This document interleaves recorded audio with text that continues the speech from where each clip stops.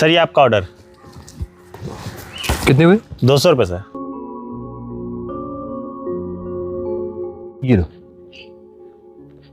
Sir 500 रुपये? 500 रुपये के खुले तो नहीं है सर। खुले तो मेरे पास भी नहीं है। सर एक काम करिए, आप 2 मिनट यहीं रुकिए, मैं खुले करा के लाता हूँ। ठीक है। ठीक है सर।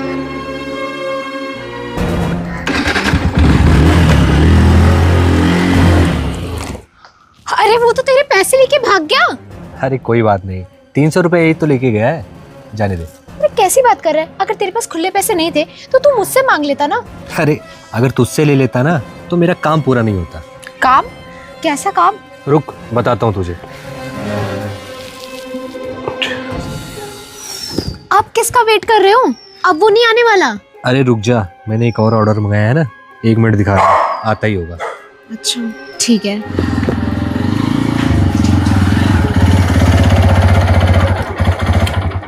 सर ये आपका ऑर्डर। हाँ मेरा ही ऑर्डर है। कितना हुआ? सर 2100 रुपये। अच्छा मानसी ये पकड़ना जरा।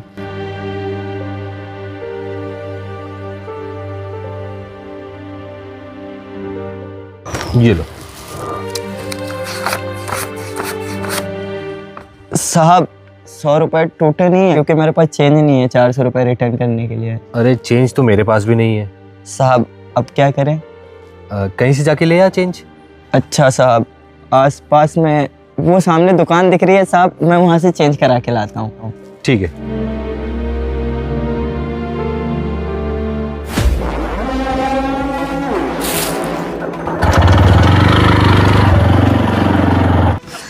तूने इसको भी पैसे दे दिए? अरे तो क्या हुआ, ज्यादा से ज्यादा 400 ही तो लेके जा रहा है, कौन सा मेरी किस्मत लेके जा रहा है। अच्छा अगर इतने ही ज्यादा पैसे हैं तो थोड़े मुझे दे देना। तेरे पास कौन सा पैसों का पेड़ लगा हुआ है? अरे नहीं नहीं, मेरे पास कौन सा पैसों का पेड़ लगा है। अरे तो क्या है ये? क्यों बांट रहा है ऐसे पैसे? अरे मैं पैसे बांट नहीं रहा हूँ, ये पैसे ना मुझे कुछ दे के ही जाएंगे। देकर जाएंगे? क्या भाई, क्या मिल जाएगा तुझे ऐसे पैसे बांट के? मुझे भी बता दे, मैं भी ऐसे पैसे बांटते फिरूं लोगों को। अरे अभी तुझे सब पता चल जाएगा, बस थोड़ी देर ना तू वेट कर। क्या भाई, अब क्या देख रहा है? अब वो नहीं आने वाले, दोनों लोग पैसे लेके भाग गए। चल अब घर चलते। चल। अरे तो कौन सा मेरी किस्मत लेके जाएंगे, बल्कि उल्टा ना अपनी किस्मत छोड़ के जाएंगे। साहब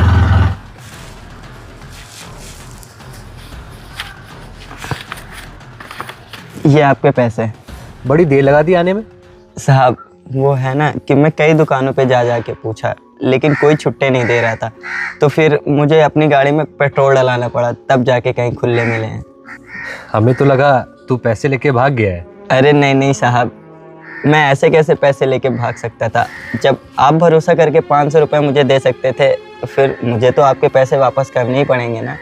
और वैसे भी अगर तू पैसे लेके भाग जाता ना तो हम तो तुझे पहचान पाते नहीं, क्योंकि तू वैसे भी इस एरिया का तो है नहीं। साहब आपने मेरी शक्ल नहीं देखी तो क्या हुआ, लेकिन हर सुबह आईने में मैं अपनी शक्ल देखता हूँ। अगर आपके पैसे लेके भाग जाता तो उसके दूसरे दिन मैं अपनी शक्ल आईने में कैसे देख पाता? बहुत अच्छी सोच है तुम्हारी। साहब मेरे माँ बाप ने यही सिखाया है कि जितना भी खाओ ईमानदारी का खाओ, तो मैं उसी रास्ते पे चल रहा हूँ। ये तो बहुत अच्छी बात है। अच्छा वैसे एक बात बताओ, तुम कोई मजबूरी है या कोई तो रीज़न होगा जो इतनी छोटी सी उम्र में ये सब काम कर रहे हो? हाँ साहब, मेरी माँ बीमार रहती हैं और कुछ साल पहले पापा एक्सपायर कर गए थे, तो ये जॉब करके मैं कुछ पैसे सेव कर लेता हूँ जिससे माँ का इलाज भी करा लूँगा और घर के खर्चे भी चल जाते हैं। अच्छा तो और कोई भी है क्या फैमिली में? हाँ मैम, एक छोटी बहन है मेरी और उसकी भी पढ़ाई का खर्चा मेरे ही सर पे है। ये सब काम से खर्चा निकल जाता है तुम्हारा? नहीं साहब, नहीं हो पाता है। और वैसे भी साहब मैं 9 से 5 जॉब करूंगा तो माँ को कैसे देख पाऊंगा? माँ की तबीयत ठीक नहीं रहती है तो उन्हें दिन में 1-2 बार देखना पड़ता है। और वैसे भी साहब मैं 12वीं पास हूँ तो मुझे अच्छी जॉब कहाँ ही देगा कोई, और लोगों को तो अच्छे पढ़े लिखे लोग चाहिए होते हैं ना। अच्छा तो तुम्हारी माँ के इलाज के लिए तुम्हें कितने पैसे चाहिए? मैम साहब डॉक्टर ने तो 1.5 लाख रुपए बोले, लेकिन मैम साहब उसमें से मैंने 80,000 रुपये सेव कर लिए हैं, बाकी के 70,000 रुपये बचे हैं। अगर वो 70,000 रुपये तुम्हें मैं दे दूं तो? साहब वो 70,000 रुपये आप देंगे? हाँ अगर मैं तुम्हें वो 70,000 दे दूं तब तो तुम्हारी माँ का इलाज हो जाएगा ना? जी साहब हो जाएगा। अच्छा तो एक काम करो तुम, ये पकड़ो कुछ और पैसे, ठीक है? और ये मेरा कार्ड, मेरे ऑफिस में आ जाना और बाकी के पैसे मैं वहीं पे तुम्हें दे दूंगा, ठीक है? ठीक है साहब, आपका बहुत बहुत धन्यवाद। मैं आपका ये एहसान कभी नहीं भूलूंगा। अरे धन्यवाद बोलने की ज़रूरत नहीं है। दरअसल ना मैं एक टेस्ट ले रहा था और उस टेस्ट में तुम पास हो चुके हो। टेस्ट साहब? कैसा टेस्ट? अरे अभी कुछ देर पहले ना मैंने एक डिलीवरी वाले का और बुलाया था, उसको ऑर्डर किया था, तो उसको मैंने 500 रुपये दिए और उसको टूटे के लिए बोला, तो वो पैसे लेके भाग गया और वो अभी तक नहीं आया। और तुम इतने ईमानदार निकले कि तुम वापस गए और मेरे टूटे पैसे लेकर आए और तुमने मुझे दिया। और ऐसे टेस्ट ना मैं महीने में एक ज़रूर करता हूँ, जिससे गरीब लोगों की मदद भी हो सके और मैं किसी की हेल्प करता हूँ तो मुझे भी अच्छा लगता है। क्योंकि आज के टाइम में ना ईमानदारी बहुत कम हो गई है और ईमानदारी एक ऐसा गहना है जो इंसान के पास ज़रूर होना चाहिए।